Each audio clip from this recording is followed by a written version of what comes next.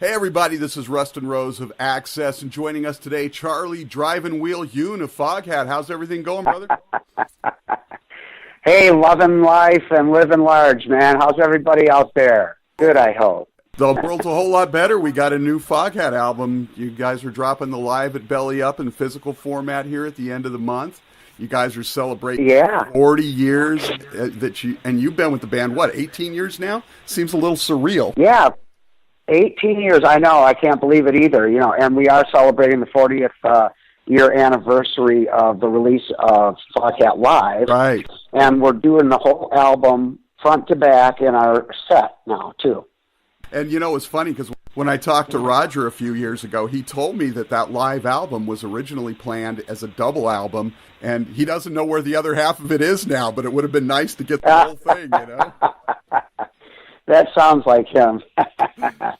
Yeah, that's interesting. When you look back at the old format, the LP versus the CD, and you just go, man, you could only put just so much information on one of those big old discs.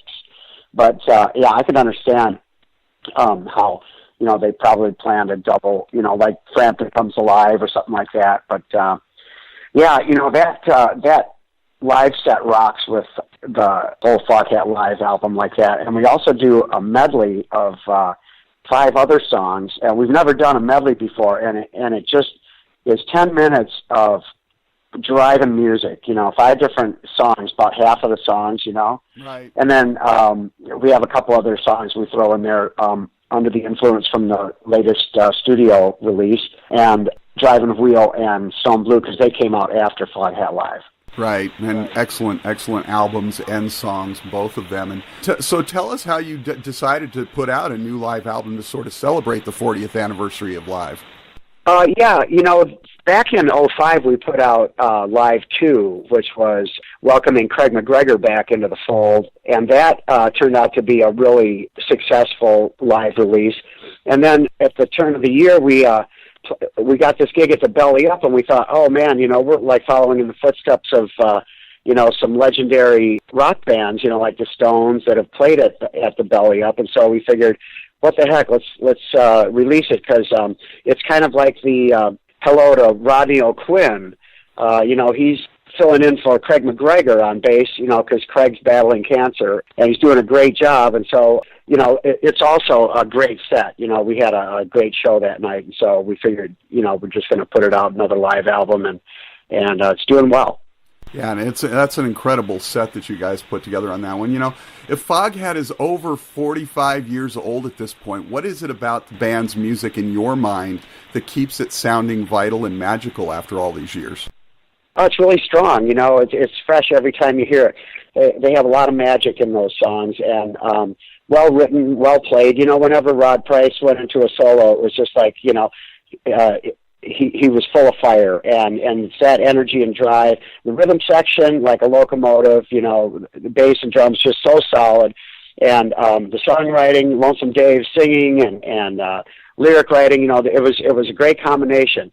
I knew it from that first Foghat album in '71, and I already had been watching those guys when they were in Savoy Brown, and so it was really welcoming to see them getting notoriety on their first release, with that strong version of I Just Want to Make Love to You. And then they just never let up after that, and it was so cool. And you alluded to this a moment ago. Last year, you guys released Under the Influence, which you guys ran through a pledge campaign. Was it a little strange as an artist who came up in another era of the music business to embrace this new model of DIY promotion? Oh, no. In fact, it was really great to touch base with the fans, and also to, kind of like be able to get a little closer and network more with people who follow the band and are interested in contributing to, our endeavor. And so it was really a successful campaign, and we want to tip our hats and thank everybody that joined in on that, because it helped us get into a really awesome studio and get a producer-songwriter, Tom Hambridge, and get a real high-quality product out. So, hats off to everybody. And, if you don't embrace the new technology and networking and now, you're just going to be way behind. So it's a no-brainer. Certainly. And speaking of old and new, you guys tell us a little bit about Under the Influence, because you sort of chose to put that together as a mix of covers and new material. And you even included, you mentioned this a moment ago, you even included a couple of Savoy Brown classics from Roger's early days. Oh, exactly. We've been dabbling with Savoy Brown songs since day one, because I've always been a big fan, and those songs were awesome too. The boogies and the blues, and so yeah, we tossed a couple on this Under the Influence album. It's mostly originals, and that's something that's always fun. We got together and over a couple of years put together about 10 new originals, and we're real happy with them. I hope everybody gets a chance to listen to it. It's called Under the Influence, and it's an appropriate title because we've been under the influence for a long time. Well, and you got 3 of the songs from Under the Influence, the original songs, on the Live at Belly Up, so you get that mix of the classic Foghat with the new Foghat. Yeah, and that is what we were doing, promoting Under the Influence. We were playing 3 live songs to promote that album, and then now we've changed our live set to focus on celebrating the 40th anniversary of the release of Foghat Live, and still doing a song or 2 from Under the Influence, but hitting on all cylinders with all the great Foghat songs.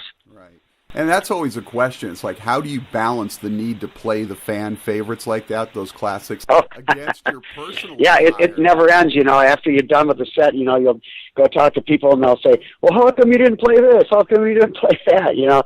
Well, there are only 450 songs. Exactly. Those guys are prolific writers. It's just amazing. And that's the whole mentality, is to be original and to just keep writing, and it's fantastic. So, and then you've got that balance of trying to slip in a couple of the new songs because you want to play them for fans to hear and appreciate, and they mean so much to you. Oh, sure.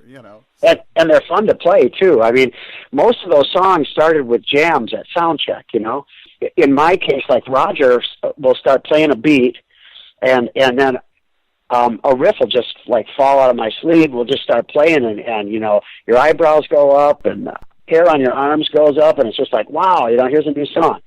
And then the next day, same thing, and it's just like so much fun. It gives you enthusiasm. Foghat have always been road warriors. What keeps touring fresh for you? We try to make it as comfortable as possible, but just the fact that we're working, we're just, so honored to be able to still be doing this and healthy, and, it's a good rock and roll pension program, so, we look forward to it, It's not like getting out of the house. It's more like we get to go out and play, and see the country and hang out with people that enjoy us, and we push ourselves too, to be the best we can every night. We want to top what happened the night before. You sort of mentioned this before. You joined the band as a musician, obviously. A lot of people know you back from your Ted Nugent days and Humble Pie and everything, but you joined as a musician, but also as a fan. So after all these years, which Foghat song remains your personal favorite to perform? Slow Ride is I'd say my most pleasant song to play because the crowd reacts so well to it, and we can get them singing and kind of like they take us to a higher level, we take them to a higher level. But I always I Just Want to Make Love to You because that song has such a great groove, and I could keep going and going, but I'd say Slow Ride is the one that I enjoy playing most. Charlie, I appreciate you taking a few minutes to chat about the new album, Live at the Belly. Sure, Rustin. I appreciate the call, bro. Nice. Well, I look forward to hopefully seeing the tour. The new album is fantastic. Under the Influence, fantastic record. Again, thanks so much for taking Oh, thank you, Rustin. Sure, man. I appreciate it. And hey, everybody, check out all the new Foghat stuff and keep rocking out there.